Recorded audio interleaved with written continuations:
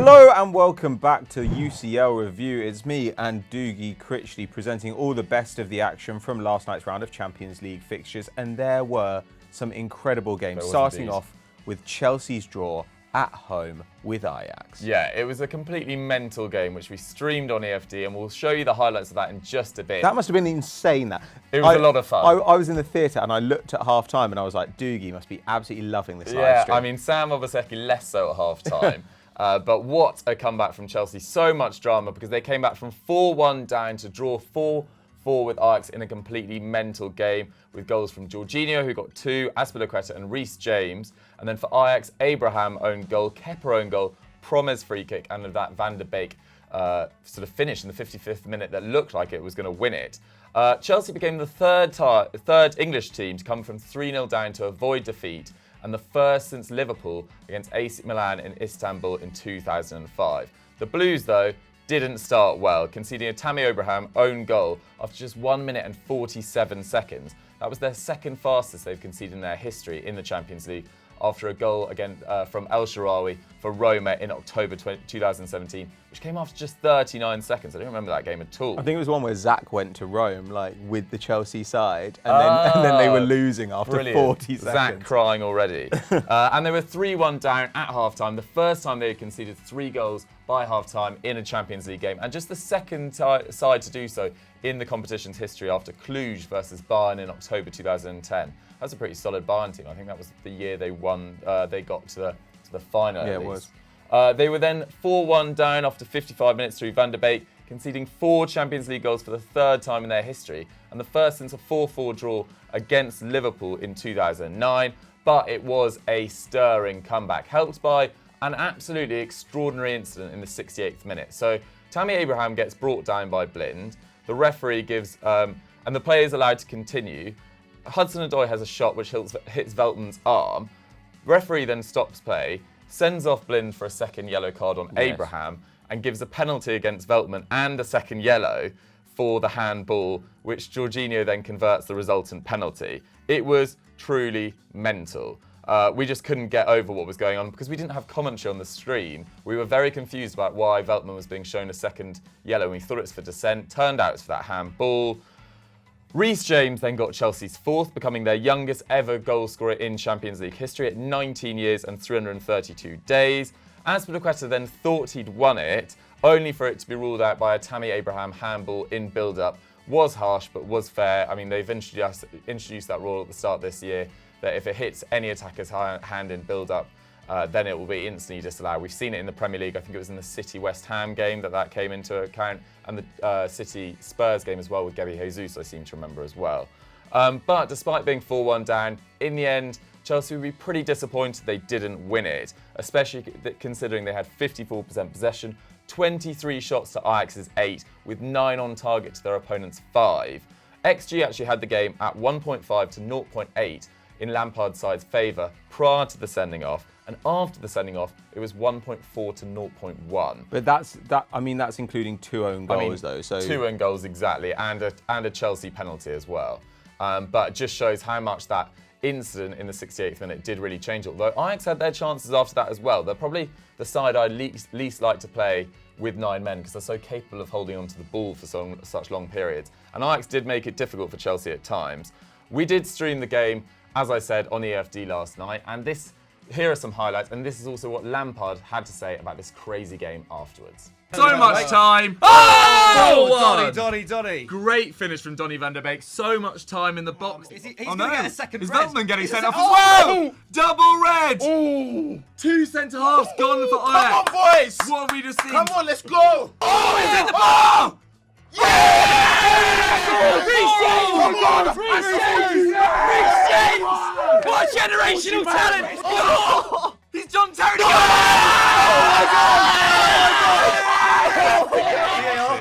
What? No, handball. No more drama. No more drama. No.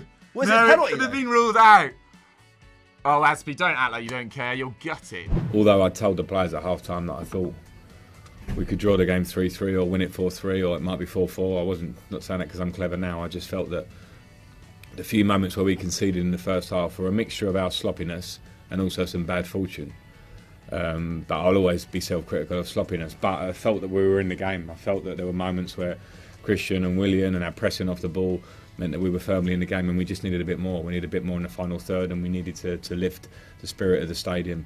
Yeah, so some people felt that Ajax were a little bit fortunate to go in at the break 3-1 up because they'd had one shot on target at that point. But I think that's debatable because I think the Kepa own goal, it's really hard to know what would have happened when the ball came off the post. I think it might have gone in anyway. I think it might have gone in as well, in which case you'd say, actually, that's another shot on target. And that's actually not an own goal. That's a goal. It's just a deflected one.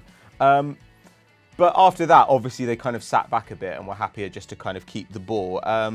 With the result that when they were down to 9 men, they ended up having more shots on target then than they had done with 11. Crazy. But Chelsea were pushing really, really hard in that second half. 21 shots in the second period alone. However, Ajax do come away from the game keeping their unbeaten Champions League away record against English opposition with 1 win, 4 draws and 0 losses. In fact, their last defeat on English soil came in the European Cup against Clough's Nottingham Forest back in 1980. Wow. Genuinely incredible. And Erik ten Hag has equalled the record for most Champions League away matches without losing on 8, along with Louis van Gaal and Pep Guardiola. Great company. Absolutely incredible. Hakim Ziyech, once again, just a joy to watch, really. 2 assists here. You could argue should have had a goal. Might not be a Kepa own goal, but it is funny to make it a Kepa own goal, I guess. Oh, when it came back off the post in slow-mo and hits Kepa in the It's nose, so we good. were losing it. But he's now scored or assisted 9 in his last 12 Champions League appearances. That's Ziyech, by the way, not Kepa's face.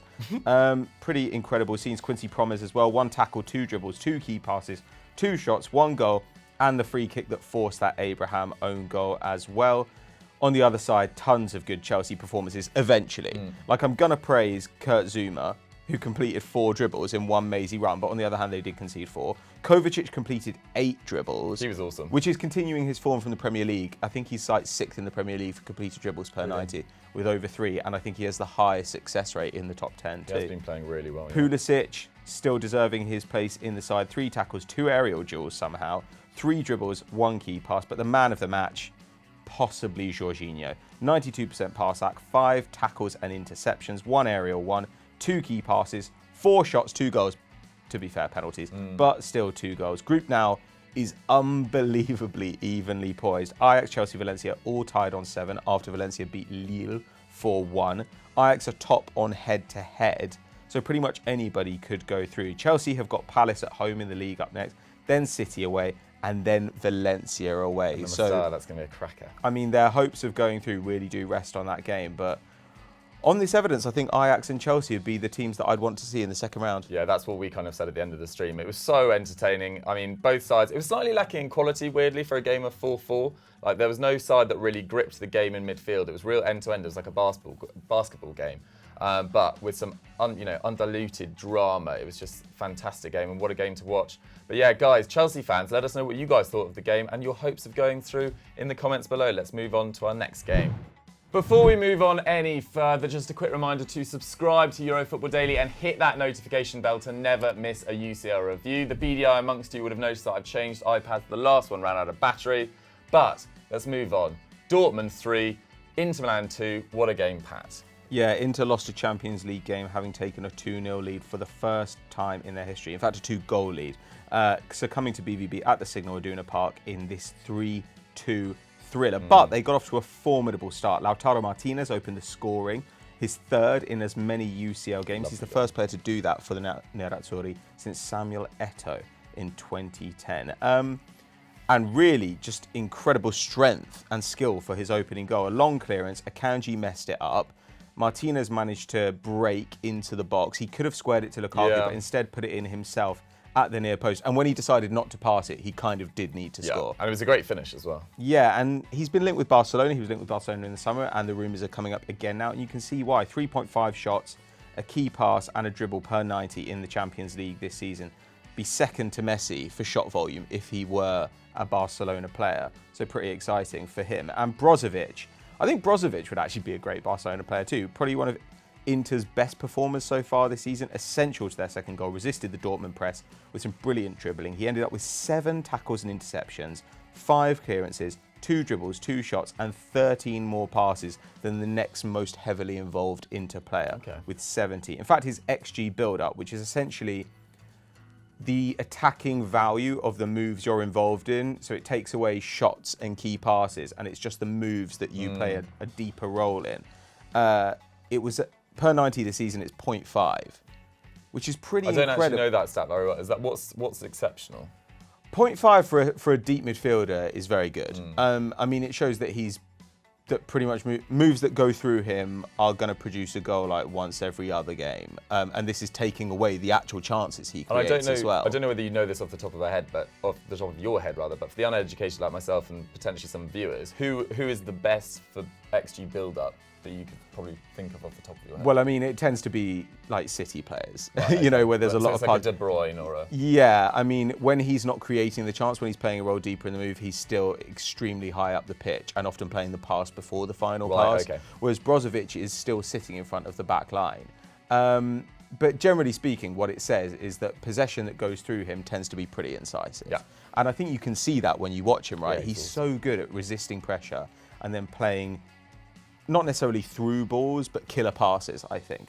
And he really carried that midfield. I mean, there's Candreva, Vecino, who are kind of like good workman-like players in midfield. Barella looks like he's going to be a star, but of course it's still very, very young. Biraghi, like these are not guys who you think of as world stars, and yet at the same time, Inter are competing at the top of Serie A. They've been incredibly competitive in the Champions League. You know, they were really good in the first half of this game. I'm probably unlucky to lose overall. They were really good in the first half of the Barca game and were unlucky to lose overall. So they were competitive, but essentially when Dortmund came out in the second half, they were just a totally different beast. In fact, the last time they won after being behind at half-time was against Porto in 2001, 18 years ago. But it's slightly unsurprising when you have one of the best right flanks in football. Achraf Hakimi has now scored 4 of Dortmund's 5 Champions League goals this season, following his double. That's crazy. One of them was so well worked from Sancho. Lovely ball through. Hakimi just has to take it in his stride, finish to the bottom left of Handanovic, rather. Sancho got his first assist in the Champions League this season. The Hakimi second, the one I was just talking about, and his 8 bully goal contributions in 7 starts. He'd actually been dropped recently from Dortmund after turning up for training late, so it's great to see him back in the starting lineup and making the difference as usual. But back to Hakimi, the 21-year-old Moroccan was rampant in this game, taking 13 touches inside the Inter Milan penalty area. For context, that's 2 more than Lukaku and Martinez managed between them in the BVB area. His commitment to getting forward did mean that he made 0 tackles and interceptions. Akanji did have his work cut out to sort of cover him at times. However, 4 shots, 3 dribbles and 3 chances created. He was an absolute tour de force going forward.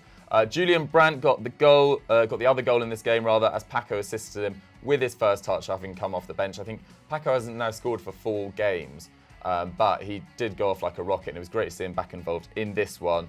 That marked the German's second goal in 14 appearances, not starts, that is, for Dortmund this season. We're yet to see the best of him, yet this might give him the boost he needs. And we've seen Torgan Hazard slightly come into his own in the last couple of weeks as well. And this result does mean that Dortmund are in the driving seat in this group. Barcelona are only 1 point ahead of them, and they go to Barcelona in their next game week as well, I believe. Pat, if you were Conte, would you be disappointed by this result? Is this something you need to take in for Favre? You know, is this signs that they can really do it against top opposition this time? I don't know, man. Like, I wouldn't be too worried about it if I were Conte. You know, you've gone away to a good attacking side, and they were just genuinely fantastic in the second half. I think their only defeats this year, isn't it, against Barcelona, Juventus and Dortmund as well, and they've swept everything else before them. I don't think he'll mind too much. To be honest, if he just gets to devote his resources to a good run in the league, I think he'll be happy with that. Fair enough. Inter Milan fans, are you worried about this? And Dortmund fans, how far do you guys think you can go in the Champions League this term? Let us know in the comments below. Let's move on to our final game. Our third and final game this week is a little bit quiet by comparison. It's Napoli's 1-1 draw with RB Salzburg. Yeah, 2 of the most attacking sides in the competition played out an entertaining draw at the Stadio San Paolo. Though there were only 2 goals in this match, there were 41 shots, which, get this, was 10 more than in Chelsea's 4-4 draw with Ajax, so well worth checking out the highlights after this. Salzburg took an early lead through, who else? Eric Braut Haaland, who slotted home a penalty in the 11th minute after Koulibaly tripped Hwang. Pretty clumsy trip as well. That makes him just the second teenager to score in 4 Champions League appearances in a row after, guess who? Kylian Mbappe, of course. In fact, he's now on 7 in the group stage this season, becoming the first player to score more than 6 goals in the opening 4 group games in a Champions League group campaign since Lionel Messi in 16-17. But Pat, what was the story with Napoli? Because they'll be a bit disappointed probably. Yeah, though after they went a goal down, they really turned on the afterburners. Like, they had some serious attack in the locker. They hit 18 shots in the first half alone, which is actually a record for an Italian side in the Champions League. And that ties in quite well with the one-on-one I did about how Serie A became entertaining. Well worth checking out. Very check good video. out. So that's just like, this is an indication of how Italian football has changed a little bit, I think. And they did manage to get an equaliser just before half-time through Irving Lozano. So they must have thought in the second half we can push on and get a goal. And they pretty much did everything but get the winner. 29 shots to 12 it ended up being. And by XG, they were the better side too. 2.6 to Salzburg's 1.4. That includes the penalty. Right, okay. So, I don't know, they probably deserved a better result. And lately, they haven't been getting the run of the green at all. It extends a bit of a poor run for them. 3 draws in their last 4. Their last win was the return leg of this game against Salzburg in Salzburg. And it must be doubly disappointing as well, because a win would have put them in the round of 16, whereas now they're still in the driving seat to go through, but they must be feeling a little bit of tension. They're second in the group, Liverpool on 9 points, Napoli are on 8 points, and Salzburg are down on 4. But Liverpool away is Napoli's next game. Yeah, Salzburg huge. have to play Liverpool in Austria, but they've got Genk in the other one. Yeah. So I don't know. Napoli still need to have 2 bad results, but would it be that surprising? No, although they did, I thought they were really impressive in their 2-0. Was it 2-0 victory against Liverpool at home? So I backed them, and their game against Liverpool at Anfield last year was an absolute cracker in the group stages as well. But they did get absolutely pumped. Like, they should have lost by a lot that game. Yeah, Do you remember it? Do you remember how many chances Sadio Mane missed in that game? Was that the Sadio Mane game? Yeah, where he had about 6 But then chances. wasn't Alisson did that phenomenal save quite late on, which could have seen them go out? But you still look at it and you're like, Napoli, they're actually not dissimilar to Liverpool in a way, because like normally they're amazing at home and then they go away and you're like, oh God, they're like Wengerian. Nice to see Lozano get a goal though, because I think he hadn't scored since his debut against Juventus. Yeah, he's got 2 goals so far, but only in like 11 appearances, he's got 2 goals and 1 assist, and it's only like 600 minutes, but still, it's slightly slow start given a record signing as well, and given what an attacking team they are. But anyway, Napoli, I still think will probably go through, and Salzburg will beat Arsenal in the final of the Europa League. Oh, you heard it here first. So that's all we have time for on UCL Review today, but there'll be another one tomorrow, so make sure you come back for that. Let us know what you guys thought of our comments in the comment section below. Pat, what should they go do now? Stay right here on whichever channel this is and check out all the other great videos. Where are we today, Dukes? We're on EFT. On EFT, there's always good stuff on EFT. You've got Stat Wars, which is great as usual. We've got Scout Reports, which have been a little bit low recently. But if you want to see who are the exciting young players around Europe, it's always a great show to check out. And I don't know, what else have we got? Go over to FD and watch Transfer Talk, which will hopefully be dropping in a couple of hours. And go check out the highlights of last night's stream as well. There's time codes at the bottom so you can see Sam Obaseki crying. He did actually promise to walk out at one stage if they conceded another goal. It was around the 60-minute mark before the comeback. So make sure you remind him of that. Thank you very much for watching, guys. Don't forget to like and subscribe, and we'll see you later.